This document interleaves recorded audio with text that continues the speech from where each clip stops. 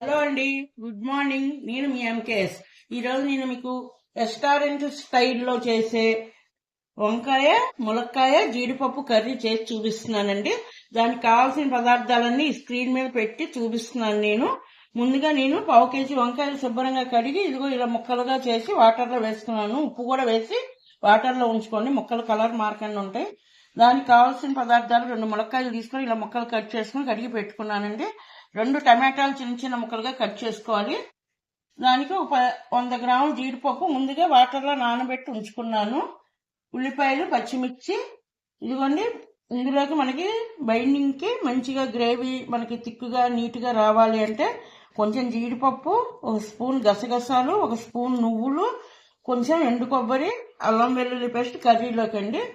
ఇవన్నీ అందులో మనం కర్రీలో వేసుకోవటానికి 4 లవంగాలు, కొంచెం చెక్క, 2 యాలకులండి. ఇవి కావాల్సిన పదార్థాలు.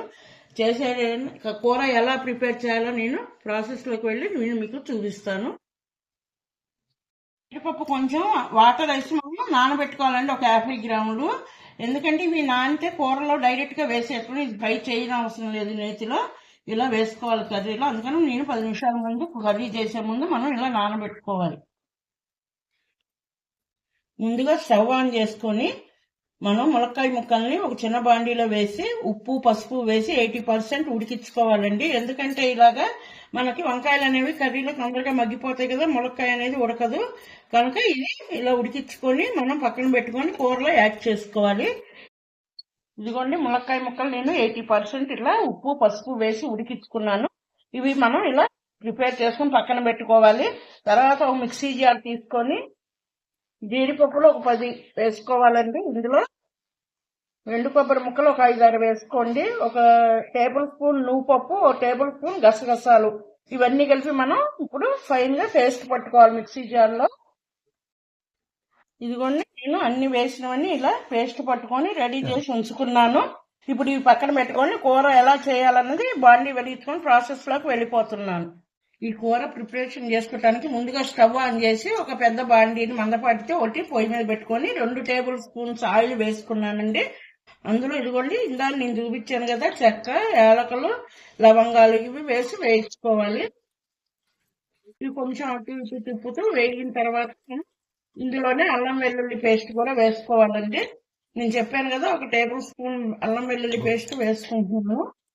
ఇదిగోండి, ఇది కూడా కొంచెం పచ్చి వాసన పోయేంత వరకు అటు ఇటు తిప్పుతూ వేయించుకోవాలి. ఫ్లేమ్ ని సిమ్లో పెట్టుకోండి, ఎందుకంటే హై మంట మీద చేస్తే కూర అనేది మనకు అడుగంటిపోతుంది, కనుక అలానే పెట్టుకోవాలి. ఇప్పుడు నేను ఆనియన్స్, పచ్చిమిర్చి కూడా యాడ్ చేసుకుంటున్నానండి కర్రీలోకి. లో టు మీడియం మీద మనం ఈ ప్రాసెస్ అనేది చేసుకోవాలి మొత్తం. కొంచెం 1/2 టేబుల్ స్పూన్ పసుపు కూడా వేసుకోవాలండి.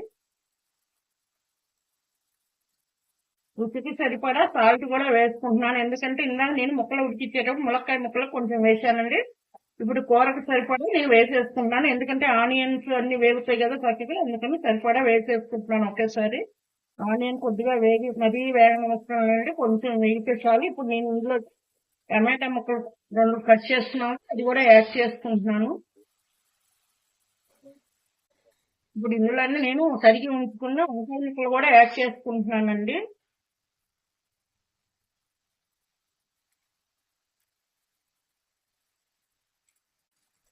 ఈ వంకాయ ముక్కలు, టమాటా ముక్కలు అన్ని కిందకి మీదకి ఒకసారి మసాలాలు పట్టేటట్టు కలిపి మూత పెట్టి ఒక 5 నిమిషాలు కుక్ చేసుకోవాలండి. తర్వాత మిగతా ప్రాసెస్ చూపిస్తాను.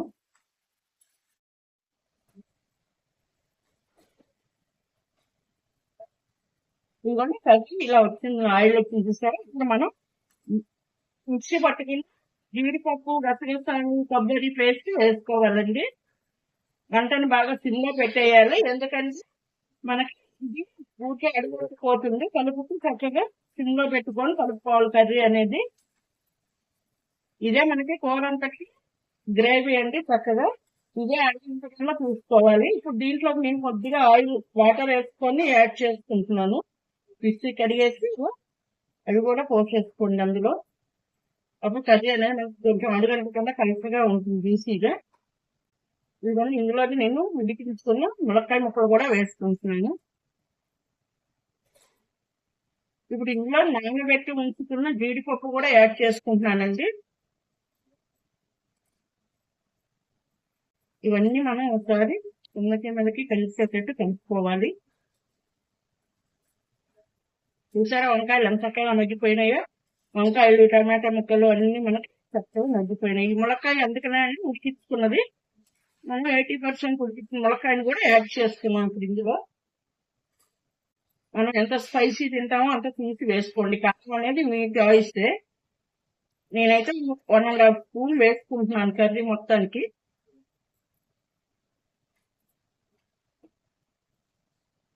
ఇంకా పసుపు ఉప్పు వేసాం కదండి, అవి ఏం అవసరం లేదు. ఇప్పుడు నేను ఇందులోకి గరం మసాలా కొంచెం, జీలకర్ర పొడి, ధనియాల పొడి వేసుకుంటున్నానండి. ధనియాల పొడి కూడా వేసుకున్నాను. అలా ఒకసారి మనం కత్తి మొత్తం కారం ఉప్పు ఈ పొడి అన్ని పట్టేటట్టు కలుపుకోవాలి అడుగంటకుండా.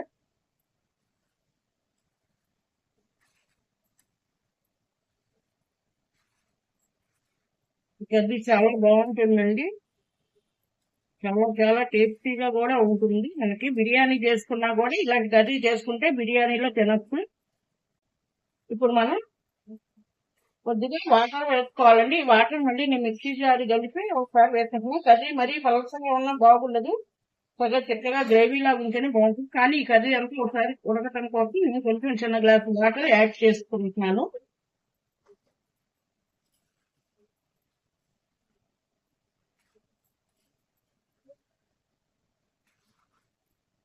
ఆ వాటర్ లేకపోతే జీడిపప్పు పేస్ట్ మనకి కొంచెం అడుగు అంటుతుందండి. అందుకని ఆ వాటర్ అనేది మనం యాడ్ చేసుకోవాలి.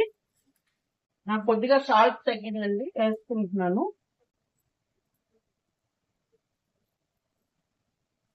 ఇప్పుడు ఫైనల్గా కస్తూరి మెంతి కూడా వేసుకుంటున్నామండి.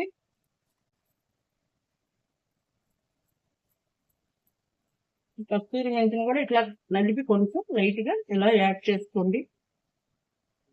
వేసుకున్న తర్వాత ఉప్పు కారం అన్ని టేస్ట్ చేసుకొని ఒకసారి మళ్ళీ మూత పెట్టుకొని మనం ఒక 10 నిమిషాలు సిమ్ లో మగ్గించుకోవాలండి. ఆయిల్ అంతా పైకి తేలేంత వరకు కూర అనేది ఉడకాలి. అప్పుడే దాని టేస్ట్ అనేది తెలుస్తుంది.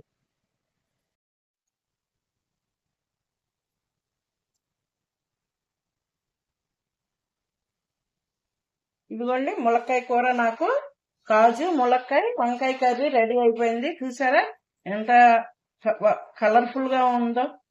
ఇలా ప్రిపేర్ అవుతుందండి. కర్రీ అంతా వేసాక ఇక ఆయిల్ అంతా ఇట్లా పైకి తేలాలి, ఉడికి బాగుంటుంది. అప్పుడు కర్రీ అనేది చాలా టేస్టీగా ఉంటుంది.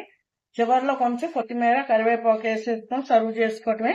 టేస్టీ టేస్టీ కర్రీని మీరు కూడా ప్రిపేర్ చేసుకొని బిర్యానీ కానీ రైస్ లో కానీ రోటీస్ లో కానీ తినచ్చు. చాలా బాగుంటుంది ఈ కర్రీ అనేది. ఒకసారి మీరు కూడా ప్రిపేర్ చేసుకోండి. నా ఛానల్ సబ్స్క్రైబ్ చేసుకోండి. మీ ఫ్రెండ్స్ కి ఫ్యామిలీ మెంబర్స్ కి షేర్ చేయండి. Thank you for watching.